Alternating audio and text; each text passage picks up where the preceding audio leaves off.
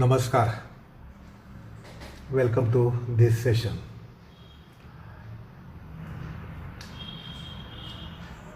We are at the point to discuss what Bheeshmacharya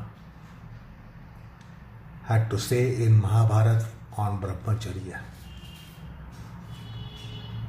Bheeshmacharya had supreme qualification to be talking about Brahmacharya if you look into his life, biological account of his life.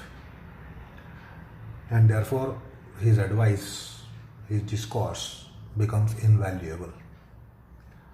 So in the Shantiparva of Mahabharata, chapter 2:1-4,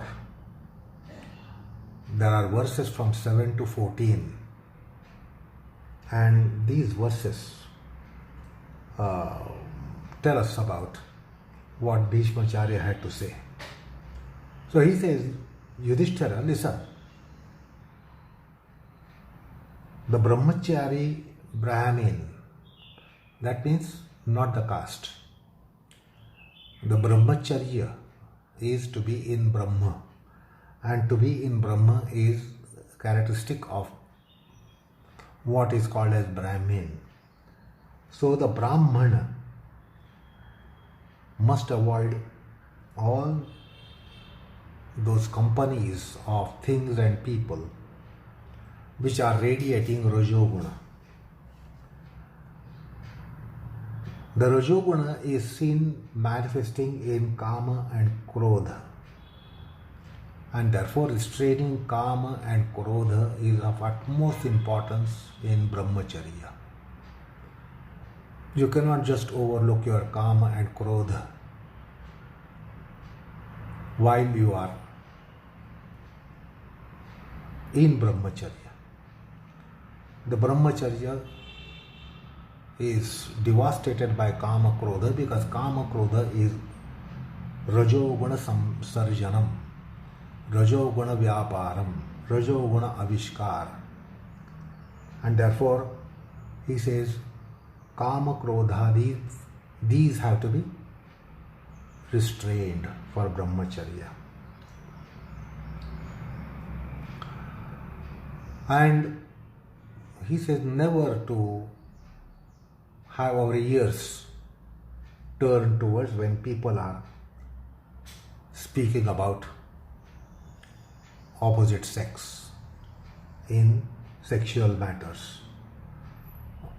One should avoid any such talk, dialogue, which would be stimulating the sexual tendency. Never to sight at women who are insufficiently clothed.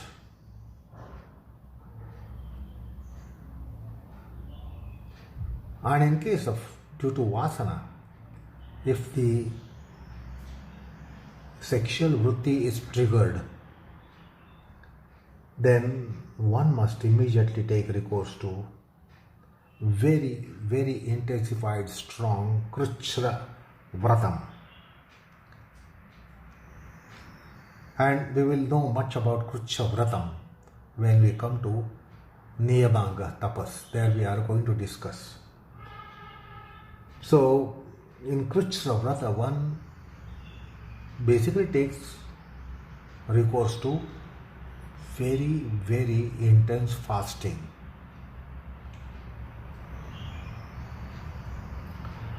And also try to remain in water for 3 days. Now this is something that is possible for an ascetic.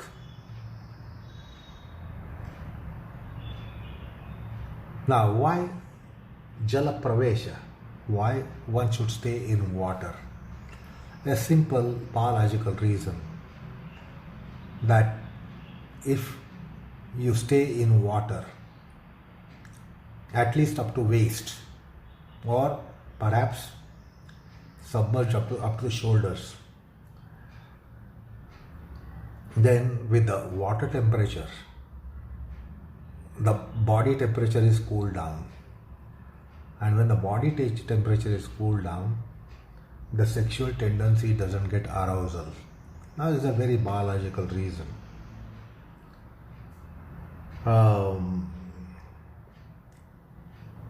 And I recall in the earlier days of some 2,000-3,000 years ago, when the young children in their Brahmacharya ashrama were going to the Gurukula. In Gurukula, for Brahmacharya practices, the Acharya would suggest the inmates, young children in teenage, adolescence, or in youth, to sleep at night with wet underwear, so that that part of the body is kept cool, and therefore any Swapna dosha would not happen. So these are very old practices. So I recall one of these get mentioned in our tradition. Then even if there is Swapna dosha, now Swapna dosha is not in your hands. That means there is seminal discharge in sleep due to dreams or when you are sleeping. Then the tradition has been mentioning Aghamarshana Japa. There is a mantra called Aghamarshana mantra. And we will be considering this, what is Aghamarshana mantra, when we come later to the same Brahmacharya practices. So Aghamarshana mantra comes in Sandhyavandanam. And the Brahmacharis, in the sense, those who are in Brahmacharya ashrama, they often encounter this in adolescence and young age, that the Swapna dosha problem. And therefore, in Sandhyavandanam, there is mention of Aghamarshana Mantra Japa. So, this is what Bheeshmacharya has said in his very brief discourse on Brahmacharya. Now, you see, an ascetic might be in Brahmacharya. It is possible that one will be, being an ascetic, is strongly adhering to Brahmacharya. And this is a Vrata or vow that can be practiced while you are in Jagruta Avastha, while you are in awakeful state. But one is hapless in Swapna dosha. And then that is not in one's hands. So what is called as Virya Skhalanam, the seminal discharge would take place in sleep, or properly called Swapna dosha. In Swapna avastha, there would be dream about this, about sexuality, and then there would be seminal discharge. Now that is not in one's hand. Even if one is ascetic, practicing asceticism, one would definitely go to sleep. And that is not in our hands. To control the seminal discharge in dreams and in sleep is not in one's hands. But someone like Bheeshmacharya qualifies to mention a step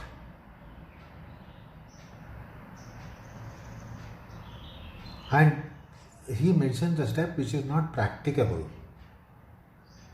But for tapasvi, nothing is impracticable. For one who is in tapascharya, tapas, there is nothing impracticable. But he definitely gives advice which is impracticable for we mortals. You know, what does they say? If your brahmacharya is violated in sleep, and there is a very chance of it getting violated in sleep, due to what is called as Swapna dosha, or what is called a kind of a dream, in that case, nidra sarvatmana tyajya swapna dosha navekshata. Looking at the defect of swapna dosha, the tapasvi must even forsake sleep, because violation of brahmacharya in sleep is something that cannot be prevented.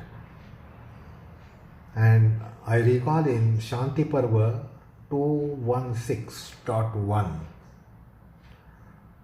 Bheeshmacharya says, Nishkalmasham brahmacharyam ichchata charitum sada nidra sarvatmana tyajya swapna doshana vekshata.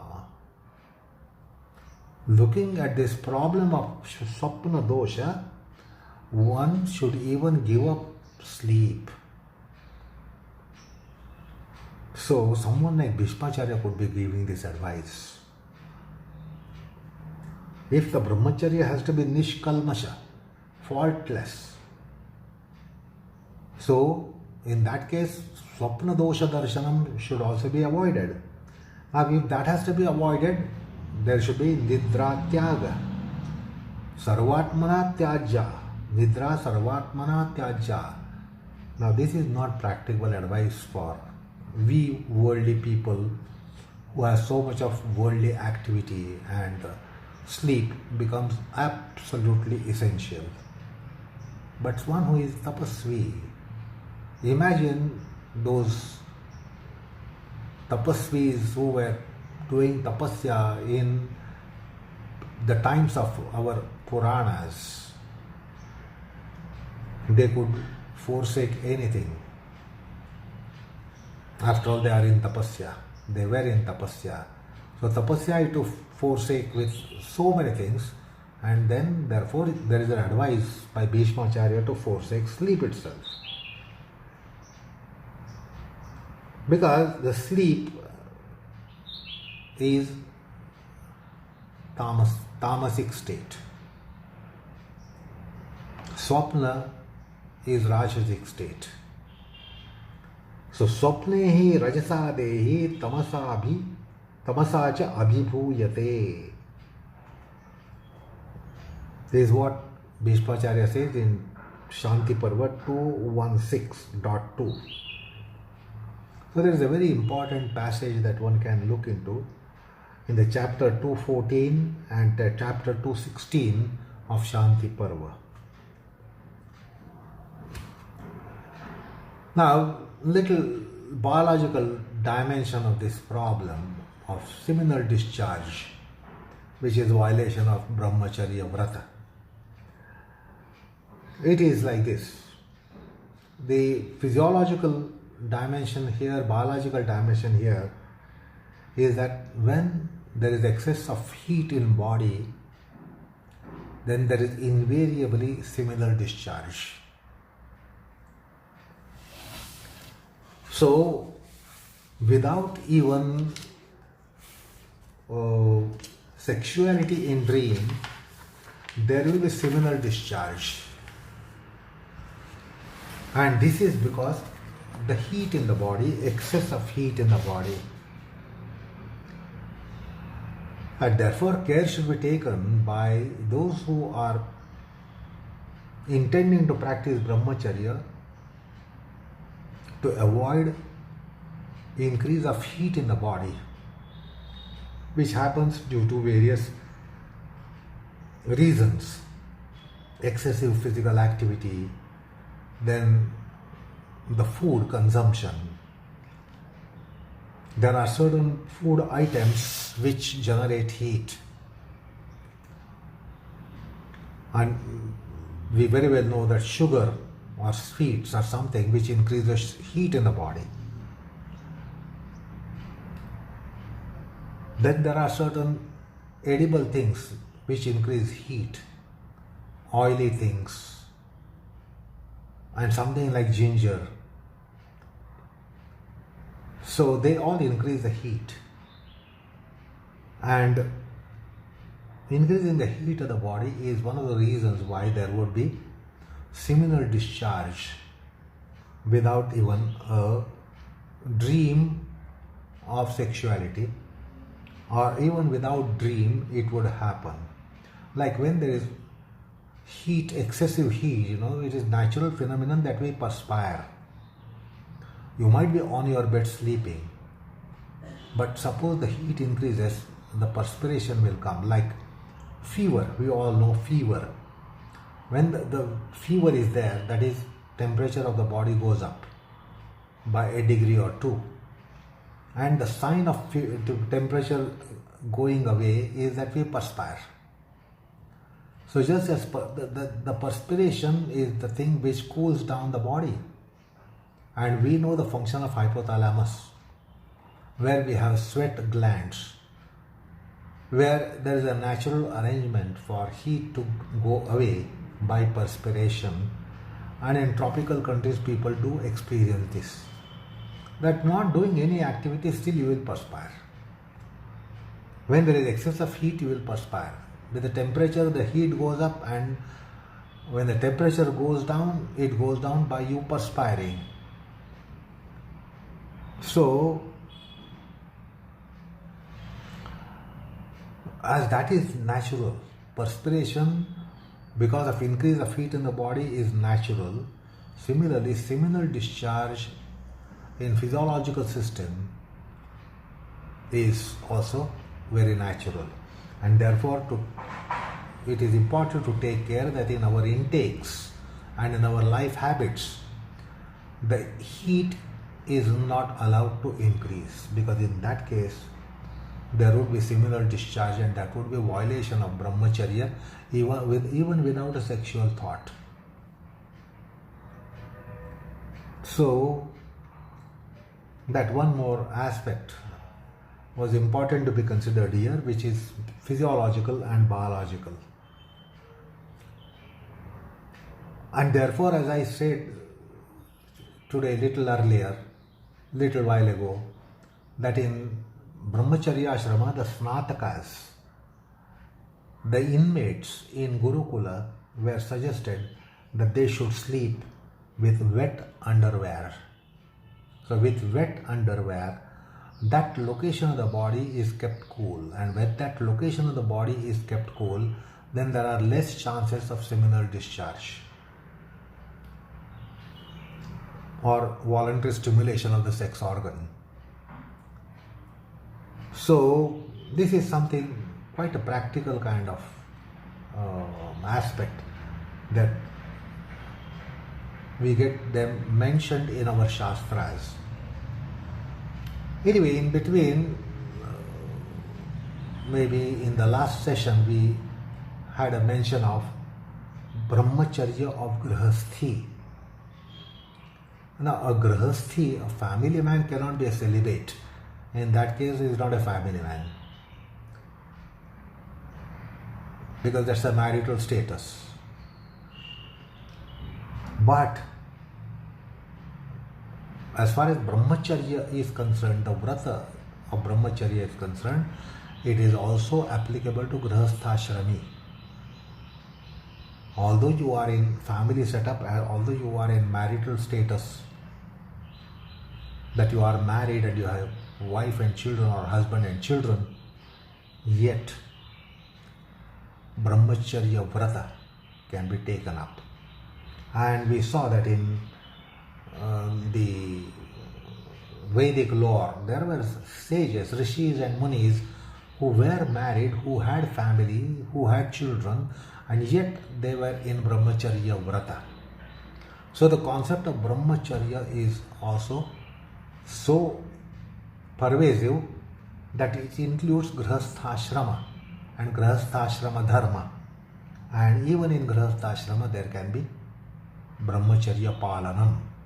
Now this is an intriguing aspect for people of our times. But Dharma Shastra mentions about it. Because the Brahmacharya Anuvrata was also to be taken up by spiritual seekers, although married, although having family, although bearing children. Because that Brahmacharya is so important in Dharmya Karma. Like even if a married man, Grihasthi, is going to take up some Homa Havanam or some Puja, you need to be in immaculate and sublime state of mind. You can't just do that act with the mind not in sublime state and you not sanct. So sanctity is important for karma in Vedic Dharma. And in Dharmya Karma, the success depends upon how authentic, genuine you are. And that needs a kind of Brahmacharya. You need a kind of Brahmacharya to have spotless mind, virgin mind, ethereal mind, sublime mind. So sublimity is another name of Brahmacharya. And in Vedic Dharma, Grihasthis who were in Yajna Yaga, Yajanam, Pujanam, etc., while Brahmacharya was apariharya in this particular perspective. Otherwise the Dharma Karma Safalya would not be there. Dharma Karma would not be successful if your mind is not pure, not sanct, and not auspicious because of touch of a Brahmacharya.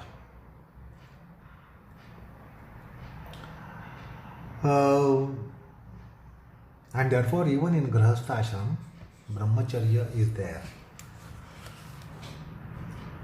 Now, coming to this concept of Brahmacharya that we get in our Shastras, there is an Upanishad called Ashrama-Upanishad. Ashrama-Upanishad delineates on Brahmacharya Ashram, Grihastha Ashram, Vanaprastha Ashram and Sannyasa Ashram. The four ashramas which were practiced in Vedic time. And there is an ashram itself is called Brahmacharya Ashrama. The first of the ashramas is Brahmacharya Ashrama. And in Brahmacharya Ashrama there are four kinds of Brahmacharis. What are these four kinds of Brahmacharis? The Upanishad mentions. The first one is Gayatra. The second one is Brahmana. The third one is Prajapati. And the fourth is Bruhan. So Brahmacharya Ashram are fourfold, four types, four kinds. Gayatra Brahmacharya, Brahmana Brahmacharya, Prajapati Brahmacharya, Bruhan Brahmacharya. So in Gayatri Brahmacharya, what does it mean? After Yagnopavita Dharanam, that means after the Mauji Bandhanam, after the threat ceremony. The threat ceremony would be performed to a child while it is in the age group of 8 to about 10. In that ceremony, Brahmacharya, the Brahmopadesham ceremony, which is initiating the child into Brahmacharya ashram by thread ceremony. Mauji Bandhanam. So Yagnopavita Dharanam is a signature condition of it. So when Yagnopavita Dharanam has taken place, that means when thread ceremony has taken place, for next 3 days,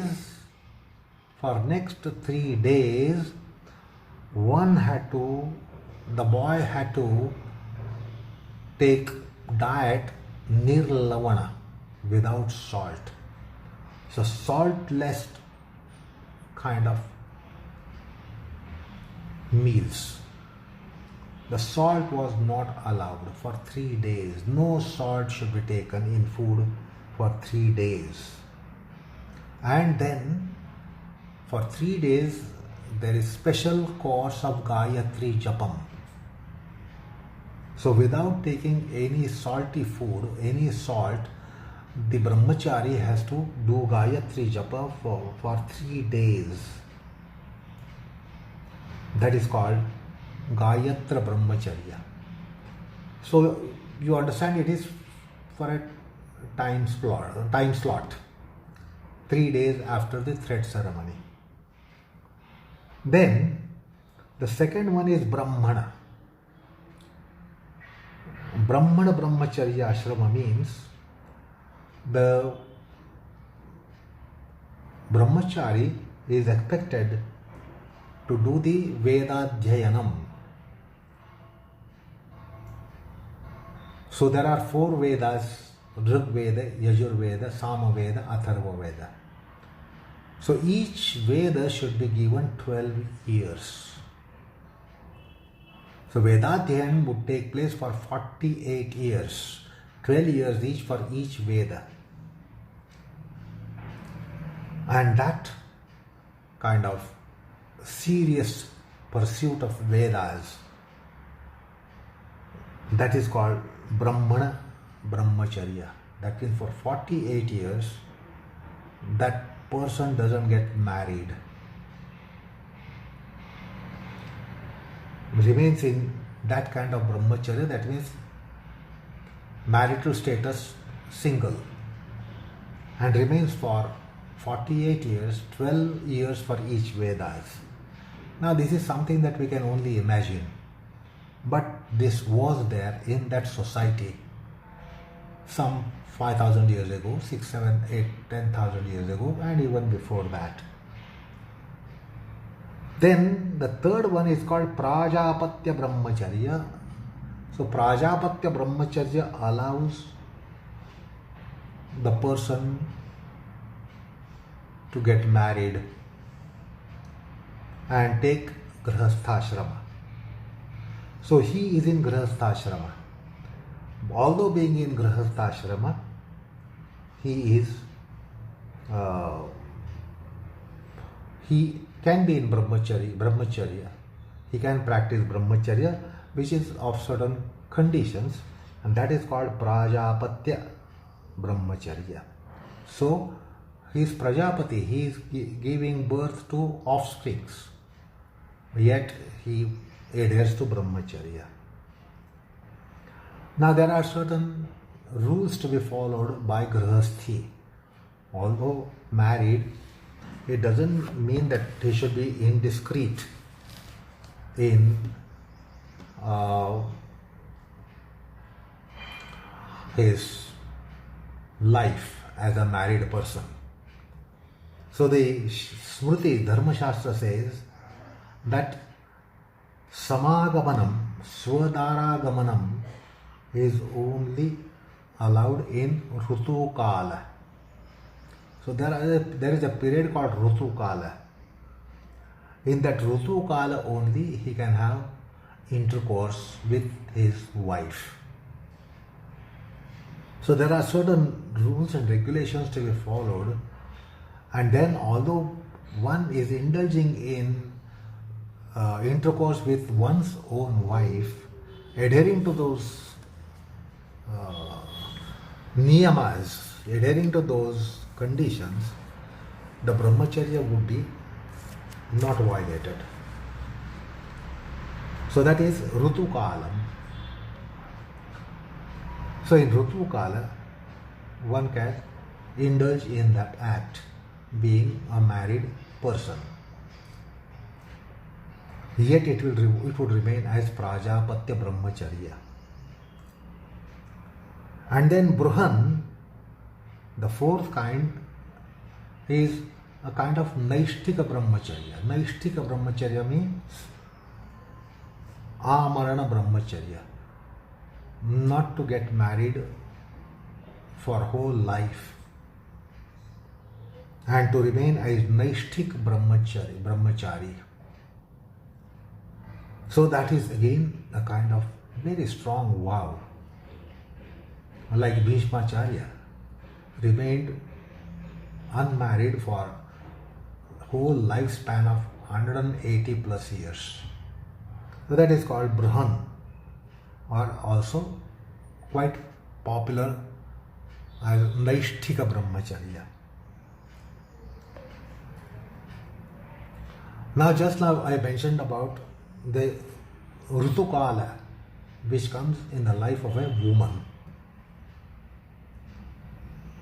And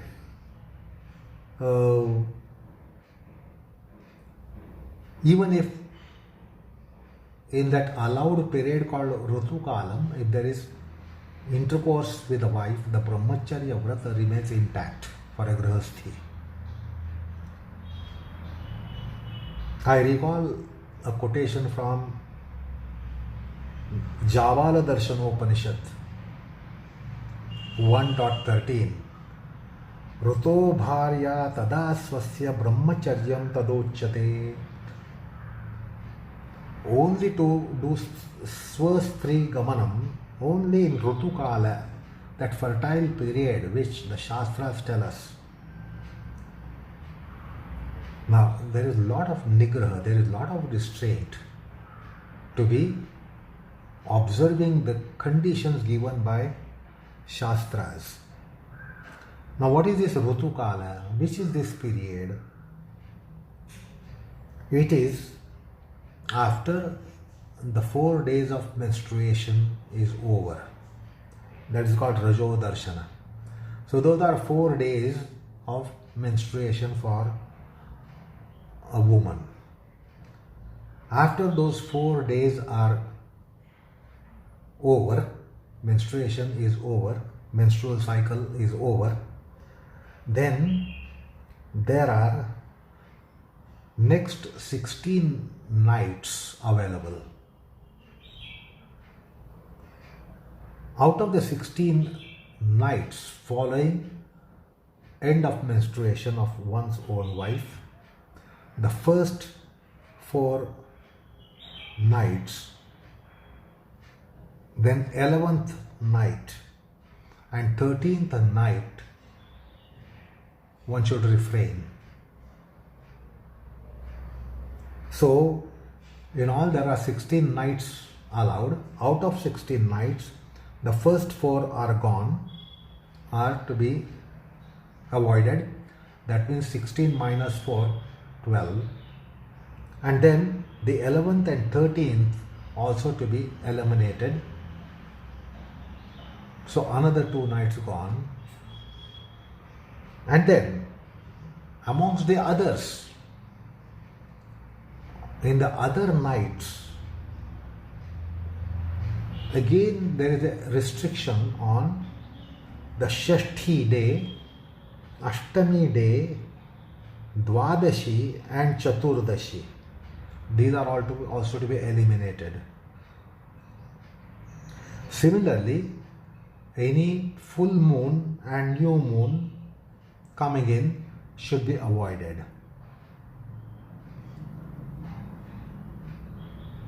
So see the amount of restraint that is exercised in Brahmacharya Palanam in Grihasthashram. Then understand how many nights are now available. With so many nights to be eliminated, how many nights a husband would get or a wife would get for intercourse.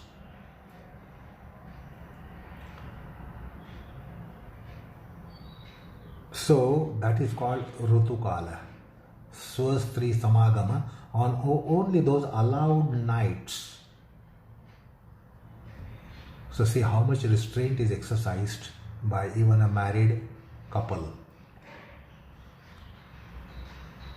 But it is interesting to note how Dharma Shastra is favoring the women clan.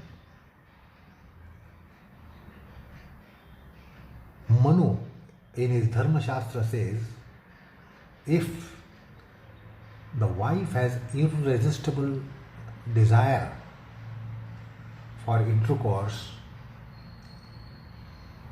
that should never be dishonored. Whether it is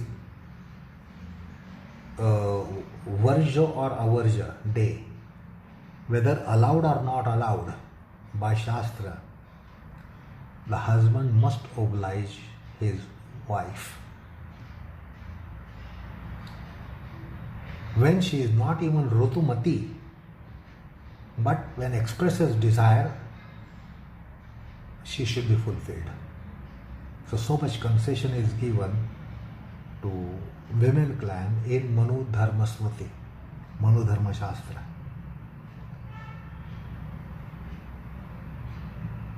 But it implies that endorsement of one's own wife is paramount. It is of paramount importance for a man.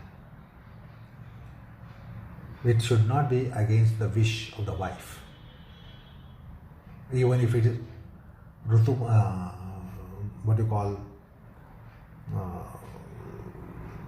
Rutumati day, even if the day is allowing, the consent of the wife is important. Without consent of the wife, the man cannot indulge in it. So all these things have clearly, expressly come in our Dharma Shastra.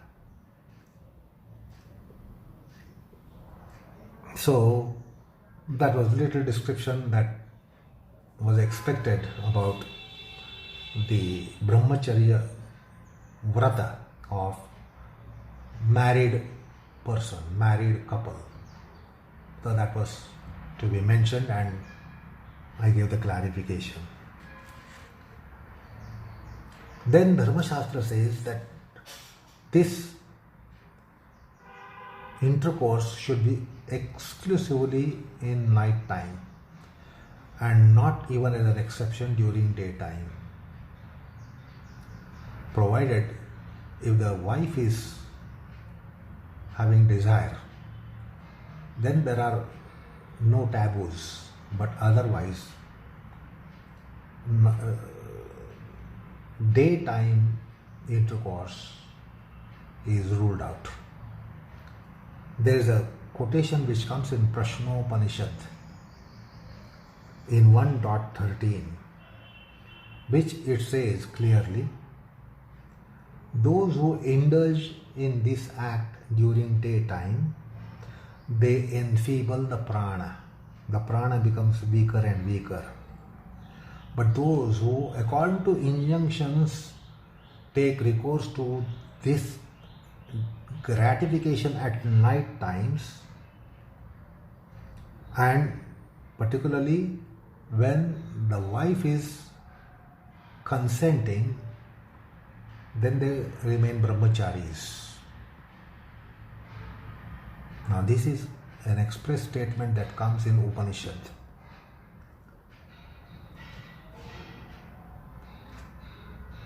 So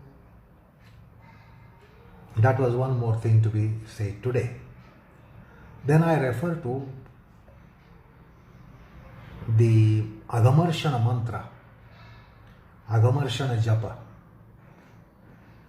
just while ago, that one should take recourse to Japa of Agamarshana mantra, which comes in Taitirika Aranyakam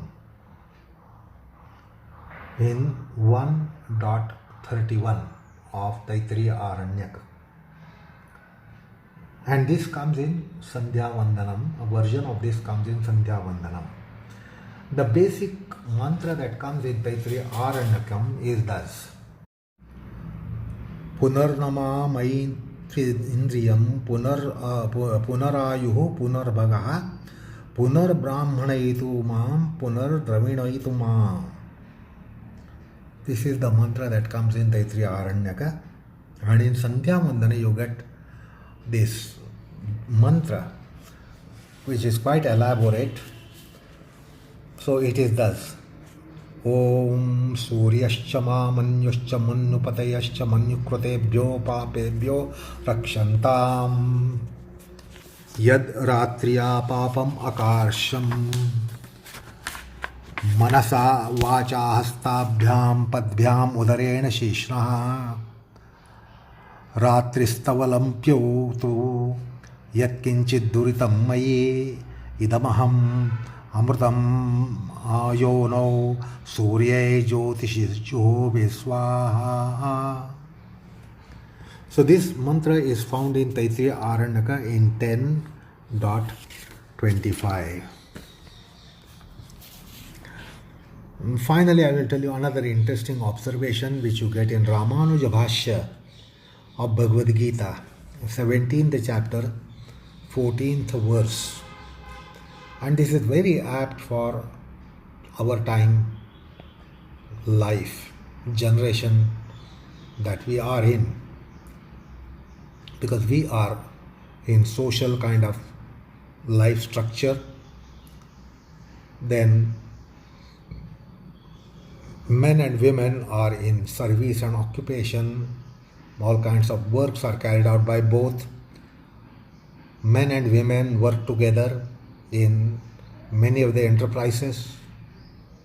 So that's how our social life is today. So Ramanujacharya says, which is so apt for our times, not to have bhogya vritti in opposite sex. So without bhogya vritti in opposite sex, we should be interacting with them. And that also would mean Brahmacharya. So apt after 1000 years. Ramanujacharya, who wrote his commentary 1000 years back, made this observation which is so apt today. Because men and women work together in social life. So not to have bhogya vritti in interacting with them or while looking at them, not to have bhogya vritti, and that would also mean Brahmacharya.